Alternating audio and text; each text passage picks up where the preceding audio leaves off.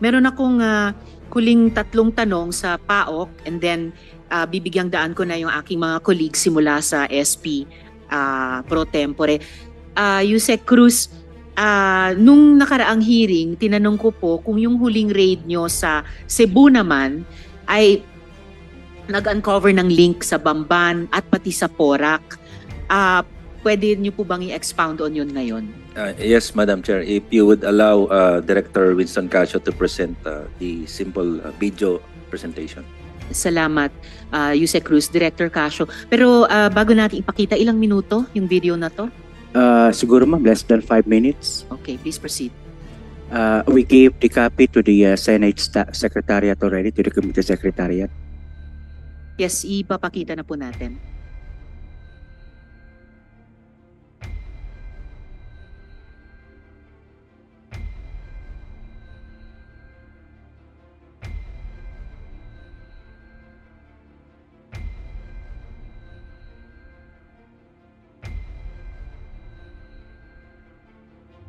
Yan na po. That is a video presentation, ma'am. It's supposedly meron po yung voice over. Hanggat ma-up yung audio, baka pwede nyo i-annotate muna. Basically, ma'am, the operation was a request from the Indonesian Embassy po kasi around July 21, 3 Indonesian nationals were able to escape from that Pogo hub. Then they were secured by the National Bureau of Investigation around July 22. The Indonesian Embassy submitted a request to the NBI Central Office, ma'am. Villas, and conference venues. Sige, panoorin na po muna natin. On August 31st, 2024, at about 3 p.m., a joint rescue operation was conducted at the Tourist Garden Hotel in Barangay Agus, Lapu-Lapu City, Cebu. The operation was led by the NBI SEBDO, DSWD-7, PCTC, BI, AFP, and the DOJ IACAT, with support from POCC. The primary objective of the operation was to rescue 8 Indonesian nationals who were reportedly being held against their will. Following a request from the Indonesian embassy, 6 Indonesian nationals were successfully rescued. The large compound, with Singapore-like amenities, features 10 multi-story buildings, which include KTV lounges, restaurants, swimming pools, hotel rooms, villas, and conference venues.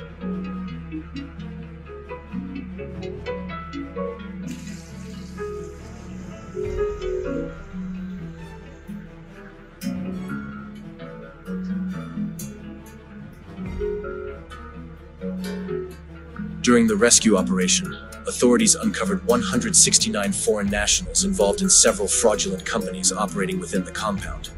Initially, authorities documented 3 scam firms, but recent findings suggest the presence of 5 scam operations within the said compound.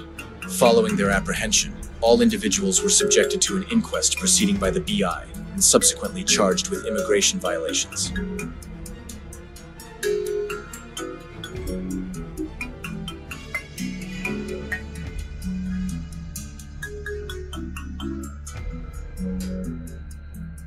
One female Chinese minor was identified during the operation and turned over to the DSWD Field Office 7 for appropriate care. Authorities also identified a Chinese fugitive with fraud charges who was involved in operating the scam farm. A total of 16 foreign nationals and 1 Filipino were charged with qualified trafficking in persons.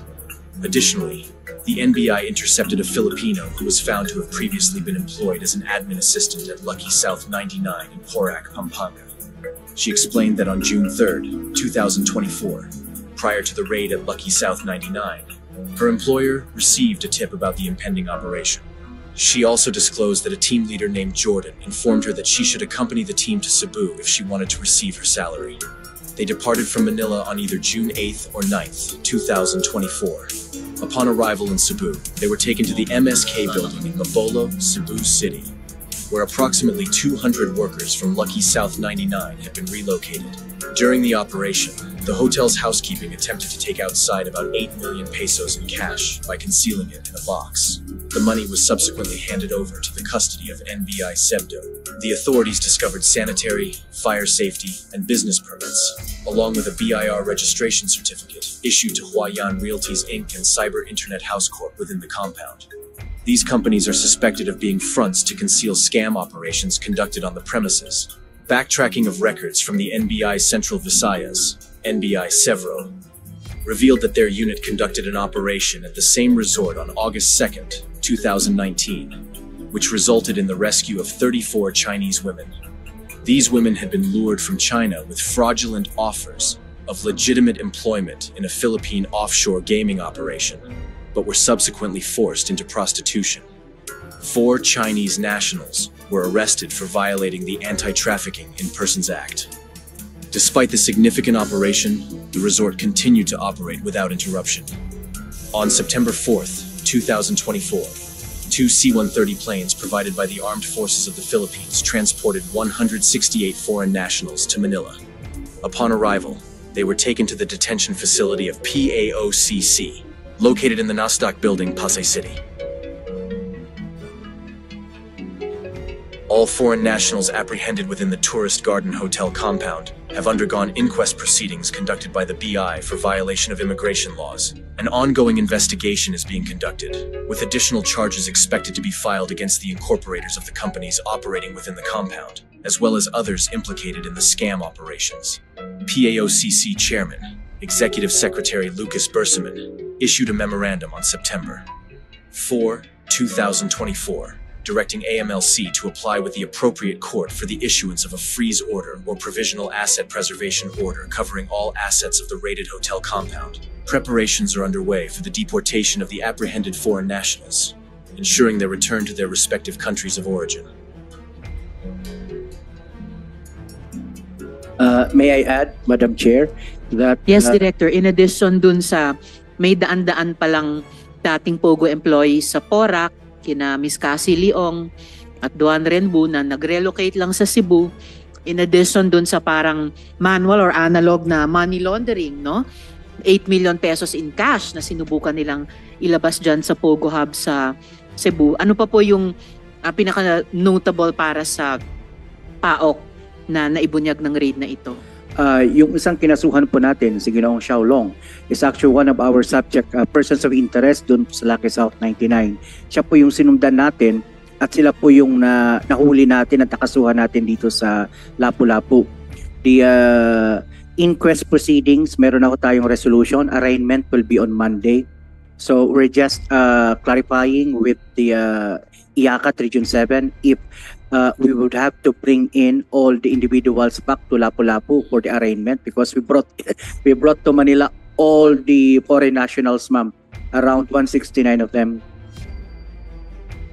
Opo. Yung pangalan ng tao, Xiaolong? Xiaolong, yes ma'am. Nakakainis, no? Malapit pa sa pangalan ng isang pagkain na masarap. Yes ma'am, naging biruan po namin yan. Yes ma'am. Diinan niyo siya sa kasong iyan. Yes ma'am. Several witnesses have pointed to the man as one of the actual operators of Lucky South 99 Yes. na nakatakas po noong June 3. Yun nga po, babanggitin lang namin na nilipad po sila. Actually, 300 of them were flown from Clark International Airport to Lapu-Lapu. At 169 lamang po yung nakuha namin sapagkat yung ibang mga area sa subject ng mission order nang pinasok ko namin, walang mga tao. Siguro po nagpapahinga, lumabas and whatsoever. So, obviously ma'am, Madam Chair, honorable members of this Senate, meron pa hong ibang foreign nationals operating within the province of Cebu na kinakailangan pa ho nating mahuli. Tama po. Madam Chair, if I may. One related question kay Senator De La Rosa. Madam Chair, may I know from PAOK if you have a picture of this Xiaolong? Pwede natin ma-flash sa screen? Kasi baka mamaya nakikita natin, kakaharap natin yung tao niyan, hindi natin kilala. Yan na pala yung Xiaolong na malaking sindikato. Your Honor, nahuli po natin siya. Nahuli siya? Yes, sir. Saan siya ngayon? Nasa PAOK Detention Facility po, dito sa Pasay din po. 16 po silang nakasuhan na nahuli natin lahat. So yung mag-ama na operator po talaga ng Pogo ay nahuli po natin. Okay. So wala kang picture dyan na pwede makita dito? Or siya ba yung sa video kanina na may hawak na Hindi po name ma'am, card? yun Iba po pa? ay isang fugitive pa po. Iba pa po yun doon kay Xiaolong. Mr. Honorable Senator, will ask the staff kung meron po kaming dala to... Kahit To- makita lang dito sa akin. Yes sir, okay po. Yes sir, we'll do that sir. Thank you, thank you. Salamat, Thank you, Madam Chair. Senator Madam Chair. May we know the Rosa. relationship, Madam Chair? One, yes, No, Senator that's what Joel. I asked. The relationship relationship. of this person to the Bamban or the Lucky South in Porac? Linked ba yung Xiaolong? Xiaolong is actually one of the owners, operators in Lucky South 99. Ganito po kasi, Your Honors, yung Lucky South 99, there were many locators within that particular compound ng Whirlwind Corporation. A good number of different Pogos were operating there. At yung isa po ay yung pinapatakbo ni Xiaolong. So nung nakatanggap po sila ng informasyon nung June 3, umalis na po sila. Okay. Quick question kay Miss Cassie Leong, Miss Cassandra. Kilala niyo po si Xiaolong? Hindi po, Madam Chair. Paano po posible yon? Kasi binabanggit po si Xiaolong in connection pareho sa Lucky South 99 at sa Whirlwind Corporation. Mula sa simula, yun lamang yung sinasabi mong konektado ka. One more time, Miss Cassie, kilala mo ba si Xiaolong na associated hindi lamang sa Lucky South 99, kundi pati sa Whirlwind? And I remind you, you are under oath. Ito yung unang pagsagot mo sa amin, so magandang totoo yung isasagot nyo sa amin. Kilala nyo ba si Xiaolong? No po, Madam Chair. Okay, tatanungin pa namin ikaw ulit sa mga susunod. Director, hindi, bago ko yung follow-up question ko kay Director, Miss Cassie, kasi meron din akong tanong sa iyo tungkol dun sa isa pang tao. We just got this information quite recently.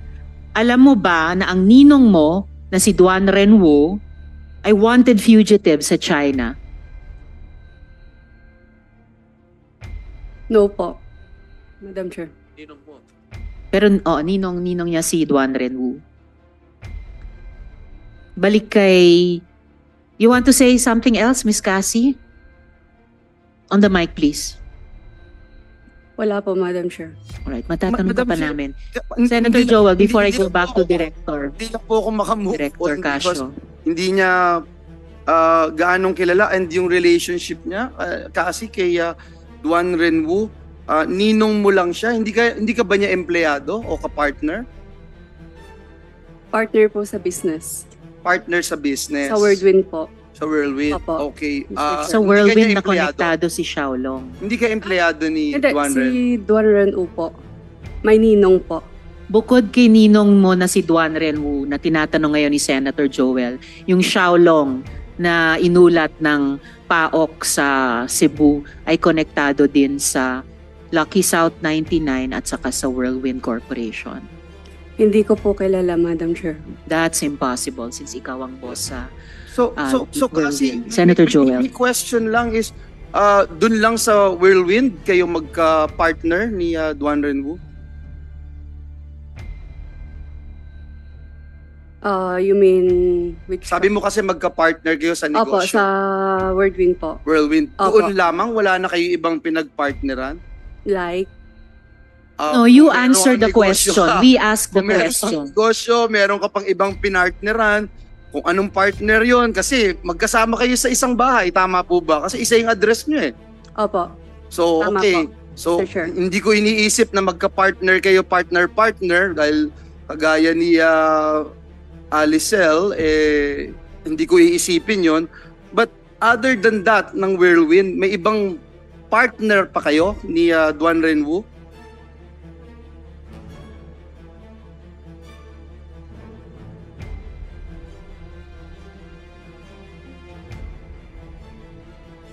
Alam nyo, mahirap magsinungaling dito kasi marami kaming dokumento, marami kaming ipapakita sa po. inyo. Yes, so meron. Opo. Ilang mga negosyo yung meron kayong partnership ni Duan Renwu? Mr. Chair, can I check it po? Can Sige I lang. double check Okay, po? sige, mamaya na lang Casino. And lagi kayong I mean, Close kayo ng ninong mo, Cassie? Close kayo? Tumitira kayo sa isang bahay eh. Opo. Close kayo. Mm. Ano yung relationship mo kay ninong Duan Ren mo? Magkasama kayo sa mga trips. For example, magkasama kayo sa trip sa Taipei. Natatandaan mo yun? Kasama si alias Alice at si Sheila. Natatandaan mo yung trip na yun? Opo. Question ko lang, bakit siya yung napili niyong kasama? Si Ninong sa isang barkada trip. Normal ba yun? Kung ang relationship mo lang Ninong?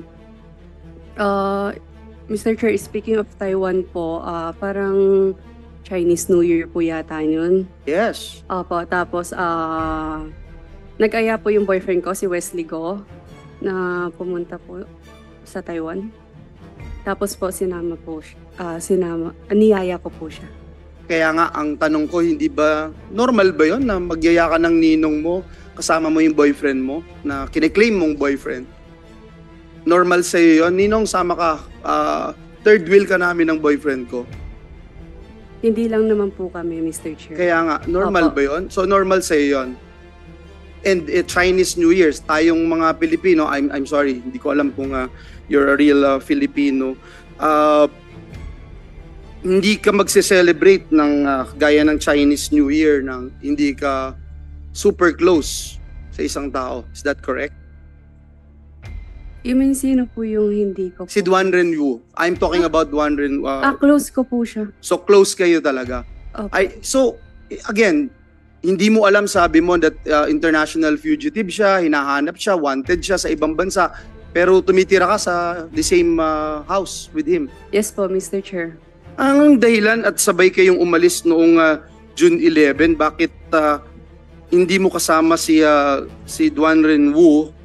Bakit siya yung ang kasabay mo, hindi pala si Wesley na boyfriend mo nung June 11? Noong June 11 po, travel po going to Singapore po. Yes, bakit Opo. hindi si Wesley ang kasabay mo? Bakit si Duan Ren? Nagkaayaan lang po. Si Duan Renwu, alam mo na isang dating police officer, Chinese police officer, alam mo po yun? Yes po. Marami ba siyang tauhan na Chinese military officials na nagpunta rin dito sa Pilipinas? Sa pagkakaalam ko po, wala po. Meron po kasi, no, marami pong nandito at sila yung tinuturong notorious dun sa mga torture chambers, mga kidnapping at mga crimes that committed here. Bakit ka nasa Malaysia nga pala, Miss Cassandra, with the Guo siblings? Kasi hindi ka sumabay sa kanila papunta doon, di ba? Tama po, Mr. Chair. Bali po si Wesley Go po, nag-message po siya sa akin na magta-travel po sila going to Malaysia. Sinabi niyang tatakas sila. No. Hindi mo alam na tatakas si Sheila at alias Alice at si Sheila patungong Malaysia? No po, Mr. Chair. Sige po. Madam Chair, I will not take the time of our colleagues. I will just propound my questions later. Thank you. Salamat. Thank you din, Senator Joel. Last two questions ko sa PAOK, Yusek Cruz.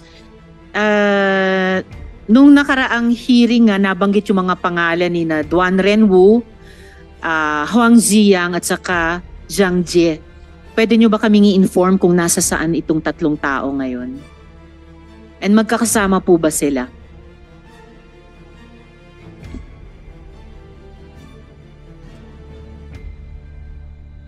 Yes, Madam Chair. Wang Ziyang is now in Hong Kong.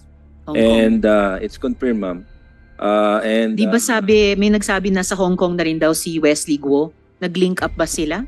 We're Huang trying Ziyang? to validate the information as to the presence of Wesley Go in Hong Kong right now. Okay. And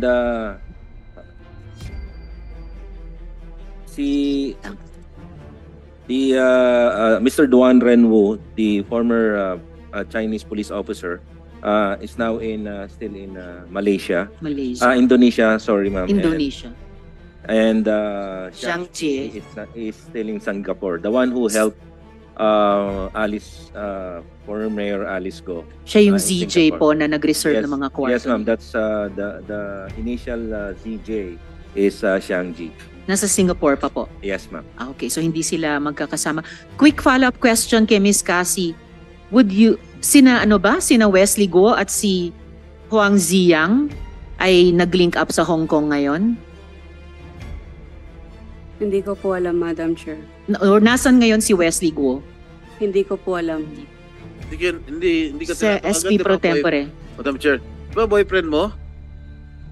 Yes po, Mr. Hindi Chair. ka natawagan kung nasan na siya, hindi ka worried kung nasan siya, o baka napatay na siya, o ano?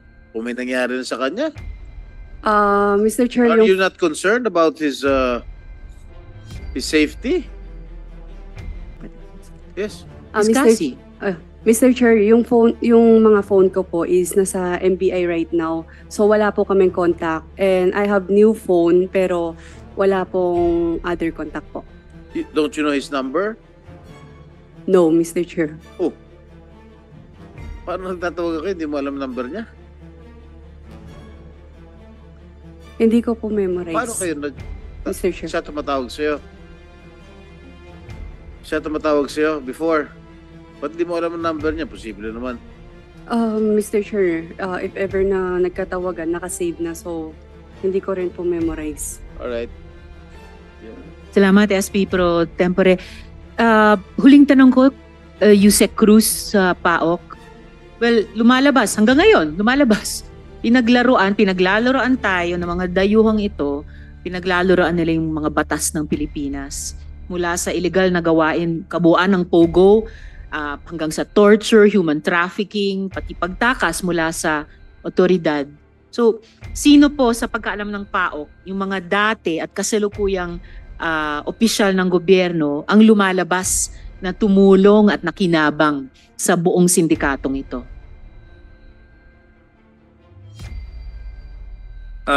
As agreed in our previous meetings with other law enforcement agencies, PAOK will be looking at the money laundering aspects and the filing of trafficking in person and the qualified trafficking, human trafficking.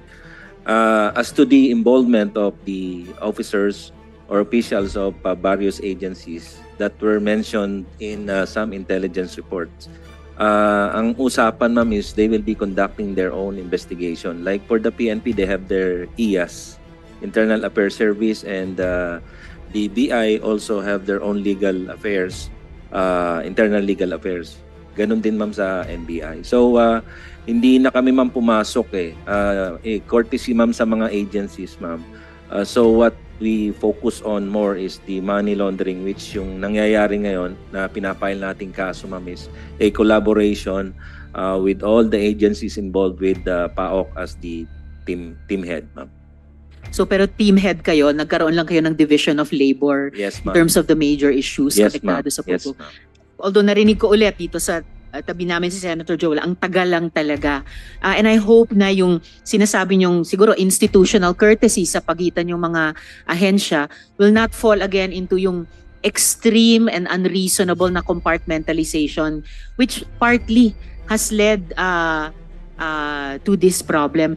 Meron ba kayong kahit time frame kayo bilang team head na either ni-recommend nyo, napagkasundoan yung mga ahensya within which you will finish your investigations at ma-i-inform nyo sa publiko? Kasi kami dito sa Senado, malamang mauuna sa inyo. Siguradong mauuna sa inyo sa pagsara nitong aming investigasyon and then we will present our committee report. Di naman kayo siguro masyadong matagal na mahuhuli sa amin? Do you have a time frame? Yes, ma'am. Actually, ma'am, every week we have these meetings, ma'am. And every time we always try to prepare for Senate hearings. Kasi, ma'am, we are anticipating that these questions will be asked as to what happened sa mga iniimbestigahan ng mga tauhan. But I think the agency is concerned, ma'am. Siguro, ma'am, we will remind the agencies, being the team head, ma'am, we will remind all the agencies that they come up with the result of their investigation already. Kasi nga, itong mga last few weeks, ma'am, we focus more on the filing of the cases. Yes, ma'am. So possibly within a month, matapos na yung mga investigasyon nyo? Yusek, shall I recognize Director Casio? Yes. Madam Chair, we, as stated by the good Yusek, we have different taskings po, ano. So we meet every week, and last week our prosecutorial team have discussed other cases to be filed in relation to the question that you were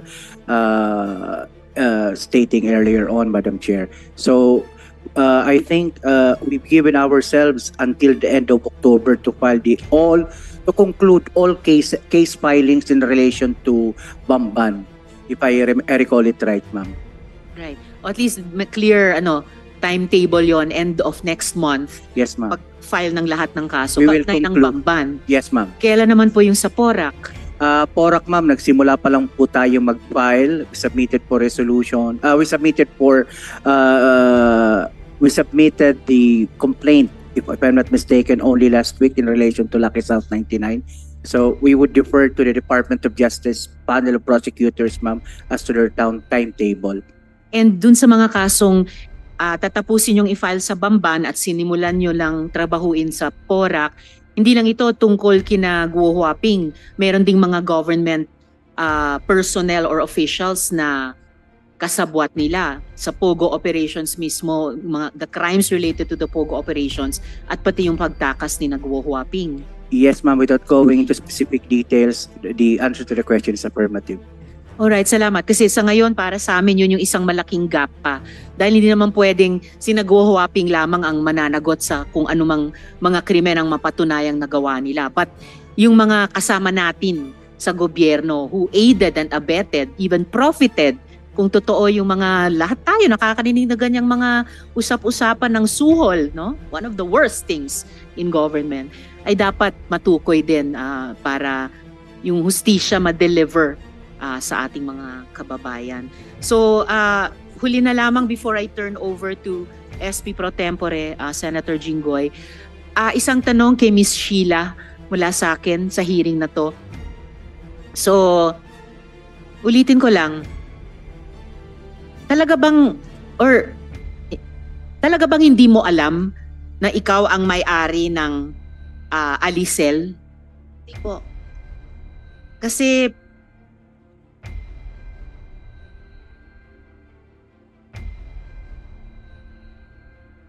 alright, and huling-huling tanong ko para sa iyo, Miss Sheila, sa hearing na to. Yung bahagi ng kwento mo na lumipat kayo mula sa small boat papunta sa big boat, paano kayo lumipat? Paano po? Paano kayo lumipat? Kasi hindi naman pwedeng mula sa small boat, lilipad kayo sa big boat.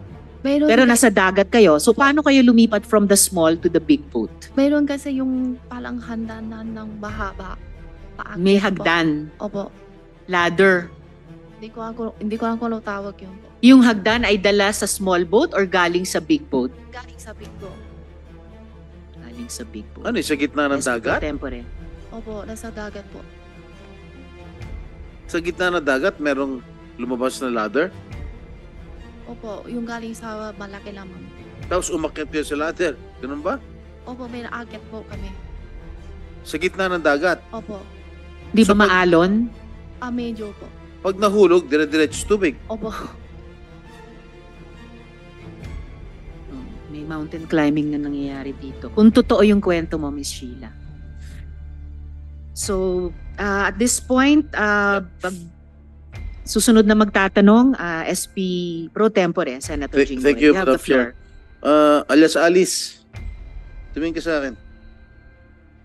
Lumalabas na nakalap ng aking tanggapan, isa ka sa nagtayo ng 3 Lin Q Farm noong taong 2015. At ikaw mismo nagdeklarang CEO. Correct?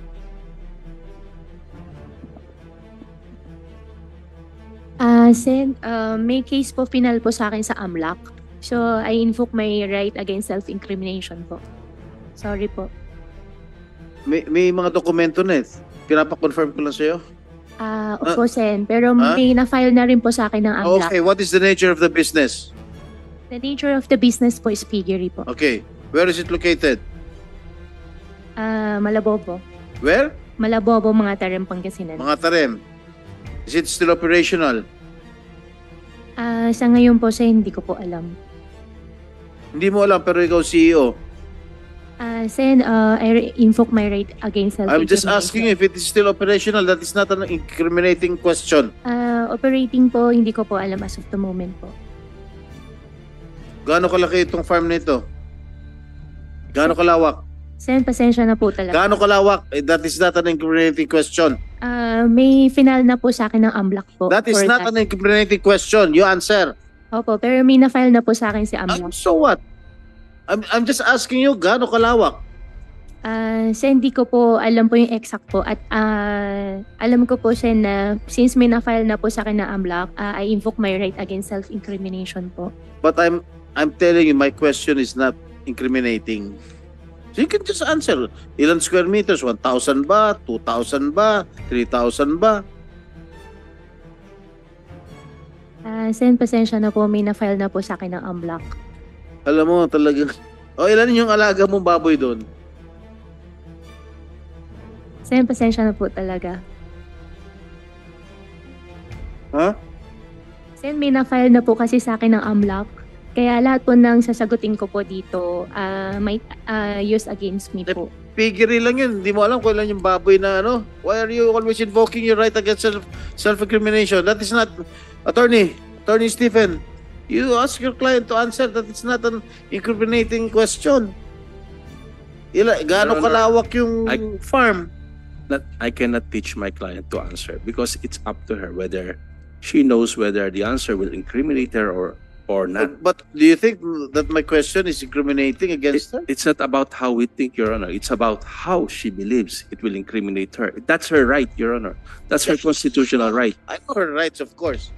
She can always answer that, but we cannot ferret out the truth if she always answers that way. Meron bang business permit? Yung ano? Your Honor, sa ngayon po, hindi ko rin po alam. Kasi nag-ooperate ang yung 3-lane Q farm, wala kayong business permit, wala kayong sanitary permit, wala kayong fire safety inspection permit, wala kayong DNR permit.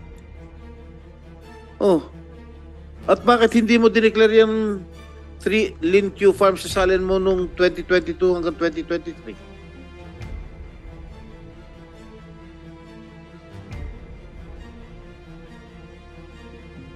Sen, hindi po ako sure kung na-declare po. Madam Chair, can you please, Sofina, Duces Tecum, the salin? Meron na ba? Salin. Can you, okay, are you aware Yes, SP Pro Tempore, we will furnish it. Are you aware of the bank transactions of your piggery in 3-lane Q? Aware ka ba? Sen, anong pong transaction po? Okay.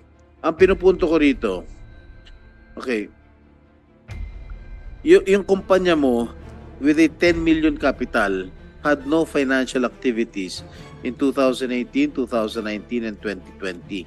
And yet, bakit napakalaki ng mga bank transactions mo simula noong 2016 hanggang taong kasalukuyan?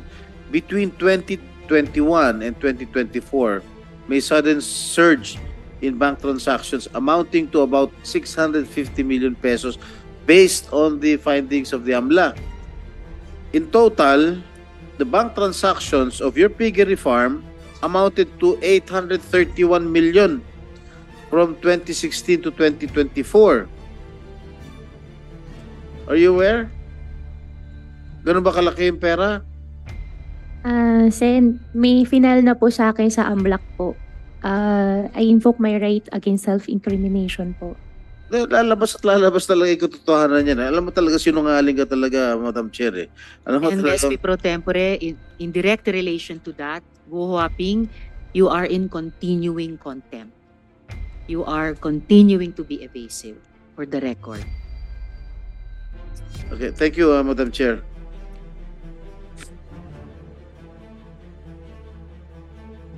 Oh, dito sa salin mo, you did not declare. Walang pangalan ng 3-lane Q farm. Dito, sa salin mo.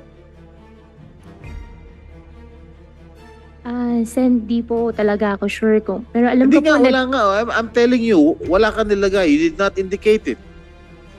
In your SALN, you want me to confront with these papers, with these documents?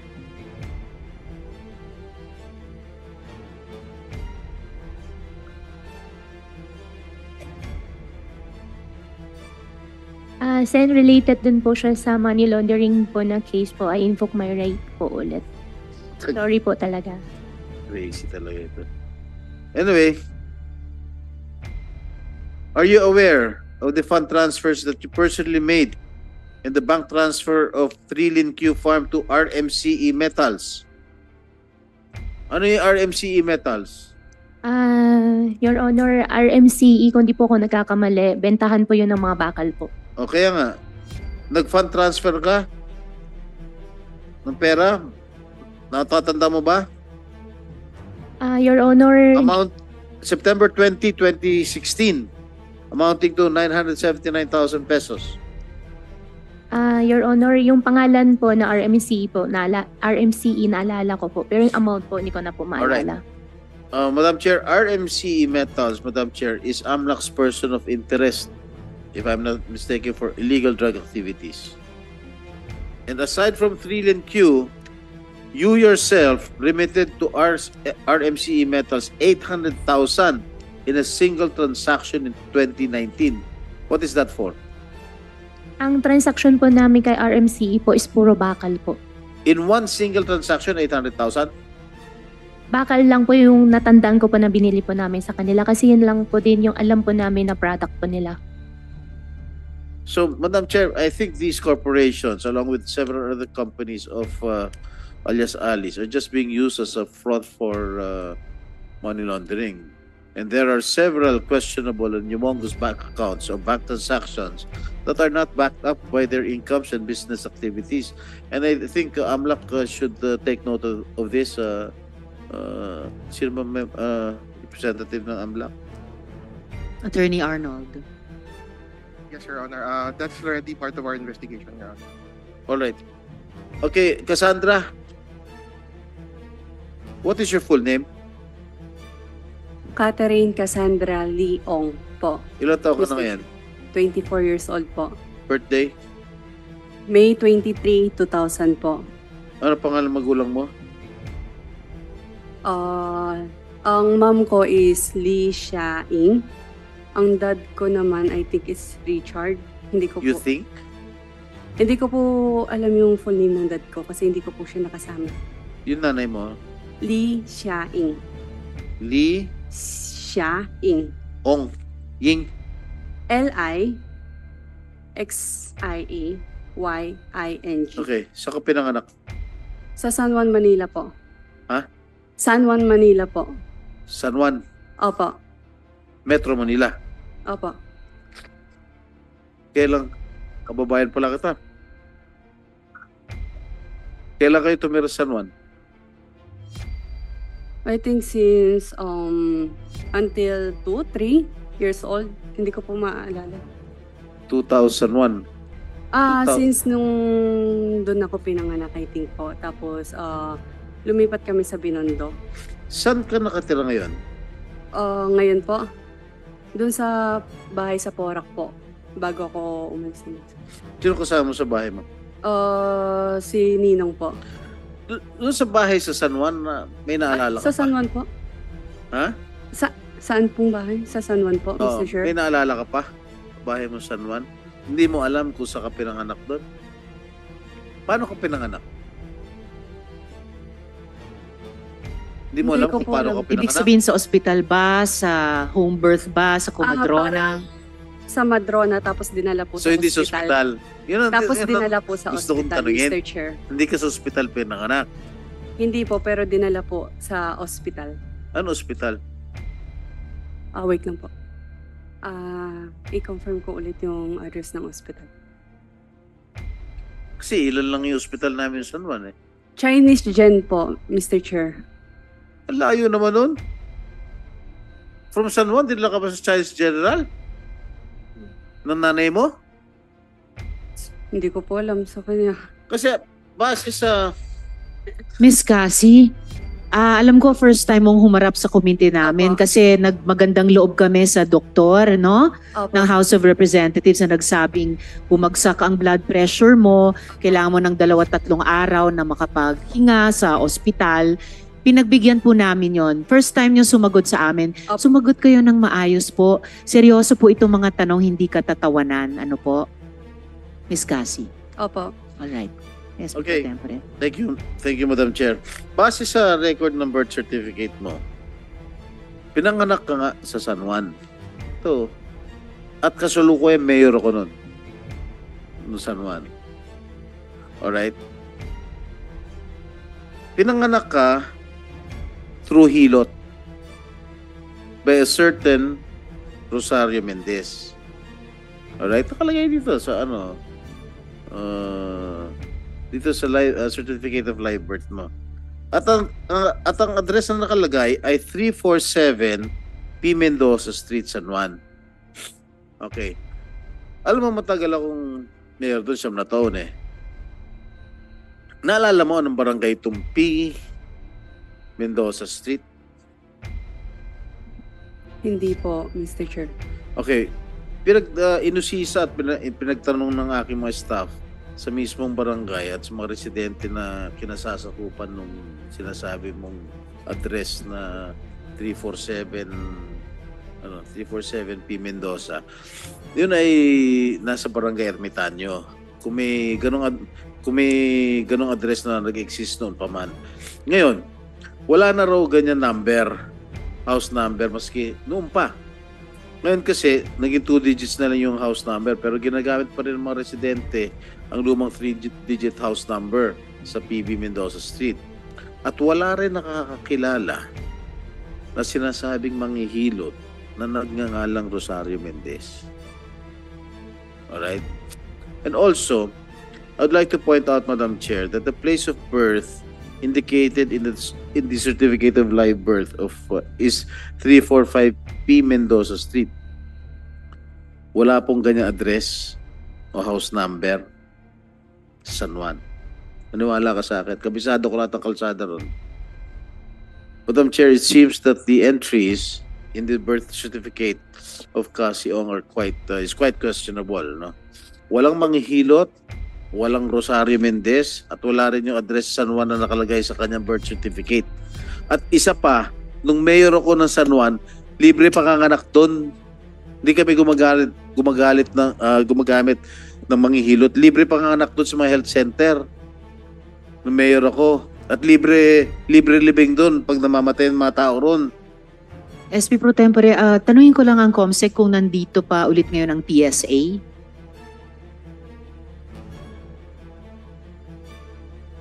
Yeah, I think so. So SP Pro Tempore, baka pwede nating i-bring sa attention ng PSA ito, i-check yung regularity or irregularity nitong certificate of late registration of life. Is there a birth certificate. representative from Meron PSA? daw po, SP Pro Tempore. Saan? Kayo po ba, taga PSA? Ayos. Nakapanumpa kayo kanina? Previously. Okay na po yun. Could you have a copy? I am on hold of a certification from your office that said subject, yung Ying Xia Li, allegedly the mother of Cassie Ong, wala negative record of birth in the PSA CRS database. At yung Ying Xia Li and Richard Ong Chow Hong, negative din ang record sa based on record of marriage in the PSA CRS database. Do you confirm this? That's confirmed, Your Honor. Because the parent, the mother is a Chinese, so hindi siya pinanganak talaga dito sa Pilipinas. The father allegedly was born as Chinese, but parang merong pinapakita in the Congress, in the House of Representatives, that the father was naturalized. So kaya yun yung nakalagay doon sa COLB ni Miss Cassie Ong. Kasi they have no record of their marriage in your database. even though their purported marriage indicated in her birth certificate happened in December 13, 1998 in Manila City Hall. This is another case of questionable birth certificate issued through late registration, and there is no basis for the issuance of Cassie Ong's birth certificate. They should be investigated, and they should immediately be cancelled if there are findings. Yes, Your Honor. We have already, launched fact-finding investigation on the ground sa LCRO ng San Juan City. In fact, ongoing pa rin yung fact-finding. Ito, late registration. Pinanganak siya May 23, 2000. Niregister May 16, 2001. Mayor pa ako nito. Itong mga pumirma, mga empleyado ko ito, kilala ko itong mga ito. This has to be investigated thoroughly. Yes, Hindi Your naman Honor. pwedeng laging dami naman mga Chinese dito, late registration lahat. Yes, Your Honor. That's one of the individuals na pinabantayan ng PSA and are already subject of investigation, including yung mga iba pang mga may information po kami sa ibang LCROs din.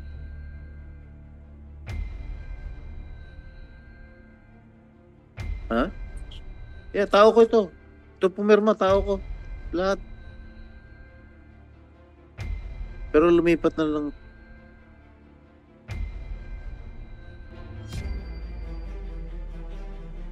Hindi, ito siya na-stroke na eh. Pero loyal pa. I'm done, Ms. Madam Chair. Thank you, SP Pro Tempore. Ngayon pakikinggan natin, magtatanong na ang Majority Leader, Senator Francis. You have the floor.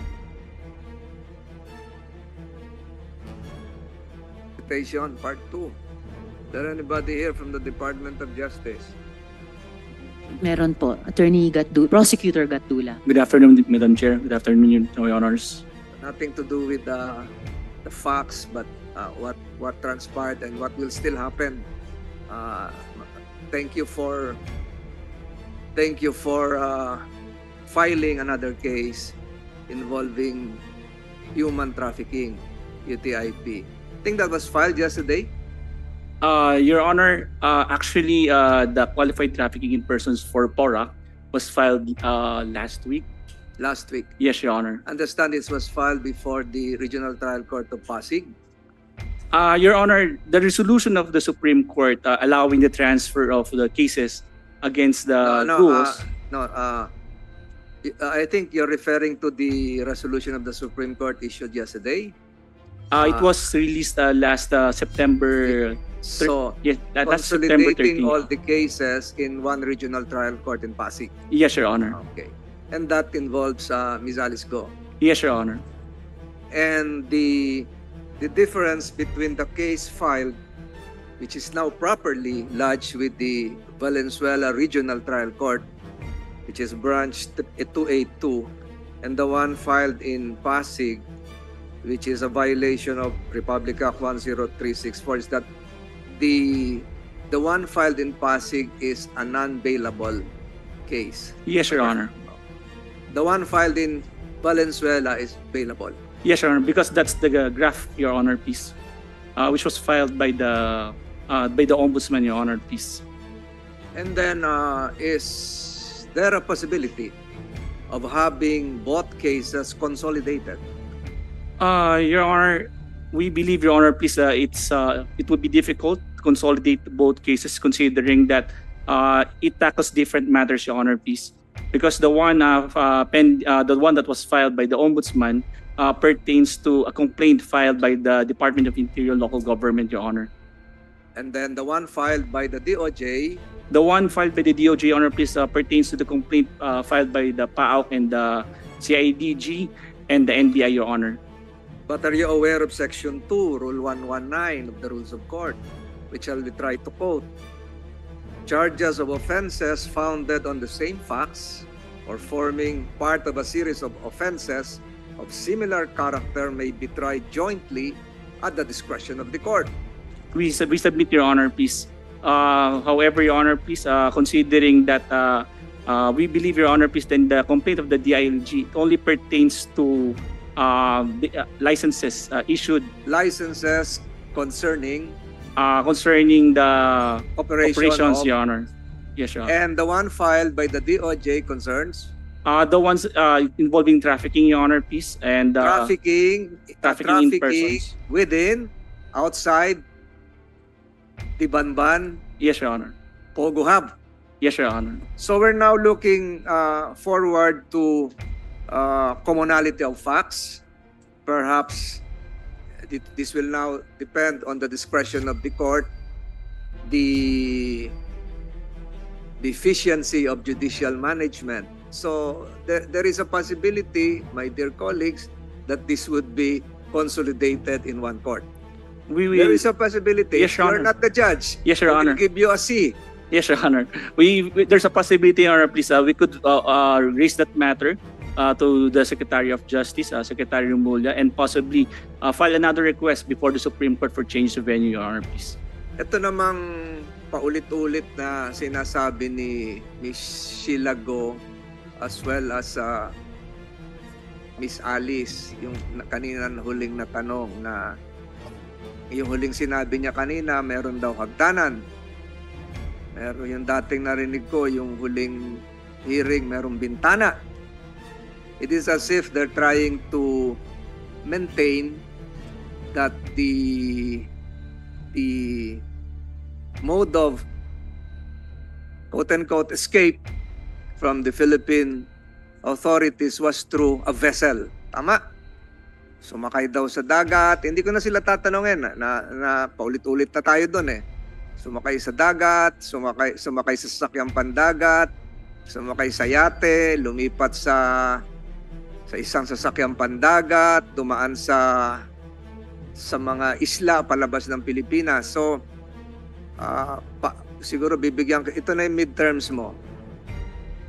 Kung sakaling totoo tong mga sinasabi nila, and the offense there would be a violation of a summons issued by the Senate committee. Would you agree with me that such case can be considered as a continuing offense? Okay, if it is a continuing offense, the nature of a continuing offense is that where it was initiated, where it started, where it continued, and where it was where it ended. Yun yung continuing offense. So ibig ko sabihin ganito, kung tama yung sinasabi nila na dito dumaan, sumakay sa yate, sumakay sa barko, palipat-lipat, in any of the jurisdictions where they passed, any court can assume jurisdiction. And Yes, Your Honor. for that matter, the violation took place in any place as part of that escape route. Is that correct? Yes, Your Honor. Okay. So, ang ibig sabihin, pagpatuloy pa rin tong kanilang pagmamatigas ng ulo na sinasabi doon sila dumaan, naririnig ako ng mga abogado nila, that would not prevent the Department of Justice from filing a necessary offense violation in a venue which is part of their escape route. And I'm saying this, perhaps in the confines and convenience of their present detention facilities, akala nila safe na safe sila. Paano kung i-file nyo yung kaso nitong sinabi kong isa, yung sa continuing offense? Final nyo sa Sulu, RTC. Final nyo sa Tawi-Tawi. Doon mapapalagay si Ms. Sheila Go sa Sulu. Yes, sa Your Sulu Honor. Detention Facility. Yes, Your Honor. Kaibigan ko mga tiga Sulu, pinaglalaban ko nga yung budget nila kasi tinanggal sila sa BARM. So, may posibilidad na doon nyo i-file yung isang kaso sa Sulu o sa Tawi-Tawi. Yes, Your Honor, there's a possibility. So ngayon, kung yun ang dinidiin na Miss Sheila Go at Miss Alice Go na talagang sumakay sila sa sakyang pandagat, eh baka siguro magising-gising sila dahil pwede pala silang ikulong sa Sulu o sa Tawi-Tawi. Tama? Yes, Your Honor. Miss Sheila Go, sabi ko, hindi ako magtatanong sa inyo eh. Talaga ba sumakay kayo sa mga sasakyang pandagat? Opo. Narinig mo yung sagot ng prosecutor. Hindi ko masyado po intindi. Mas malapit ka kaysa sa akin. Di ba, Le? So, tanungin ko na lang si Miss Alice Go. Narinig mo po yung tanong ko? Opo, Sen. Yung pa rin yung sagot nyo na hindi kayo sa eroplano, sa barko kayo sumakay. Opo, Sen. Ayun. Sa barko po talaga kami sumakay. So, payag kayong makulong ma-detain sa detention facilities, ma-file na ng kaso sa Regional Trial Court ng Sulu or Tawi-Tawi.